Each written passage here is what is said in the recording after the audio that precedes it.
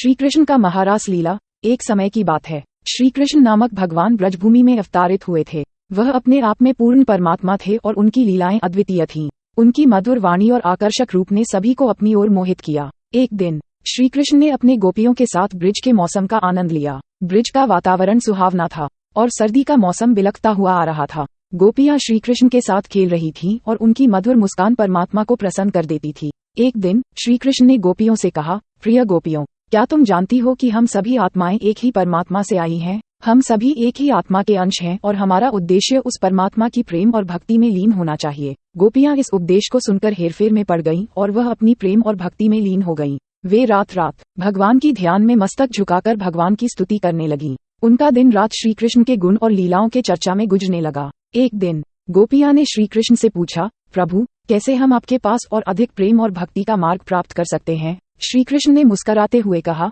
मेरे प्यारी गोपियों, प्रेम और भक्ति का मार्ग बहुत सरल है। तुम्हें मुझमें पूर्ण श्रद्धा और समर्पण होना चाहिए। तुम्हें मुझे अपने मन, वचन और क्रियाओं में पहचानना चाहिए। गोपियां उसके उपदेश का पालन करने लगी और वे और भी भक्तिपूर्ण हो गईं। उन्होंने अपने मन को भगवान के चरणों में समर्पित किया और वे हमेशा भगवान के ध्यान में लीन रहती। एक दिन श्री कृष्ण ने अपनी प्रिय गोपियों के साथ महारास लीला करने का निर्णय लिया। महारास लीला एक अद्वितीय और आध्यात्मिक घटना होती है, जिसमें भगवान अपनी अनंत गोपियों के साथ रास लीला करते हैं। वे गोपियां रात के समय वृंदावन के अंधकार में भगवान के पास गईं। श्री कृष्ण ने अपनी अनंत भगवानी रूप को प्रकट किया और वे गोपियों के साथ रास लीला करने लगे। महारास लीला के दौरान भगवान ने गोपियों के प्रत्येक को अपने साथ रास में नृत्य करने का अवसर दिया। गोपियां खुशी खुशी भगवान के साथ नृत्य किया और उनके आत्मा का अंश बन गईं। वे एक अद्वितीय आनंद और भक्ति की स्थिति में थीं। रास लीला के दौरान भगवान ने अपनी अनंत विराट स्वरूप को प्रकट किया और गोपियों को दिखाया कि सभी जीवात्माएं उनके स्वरूप का अंश हैं।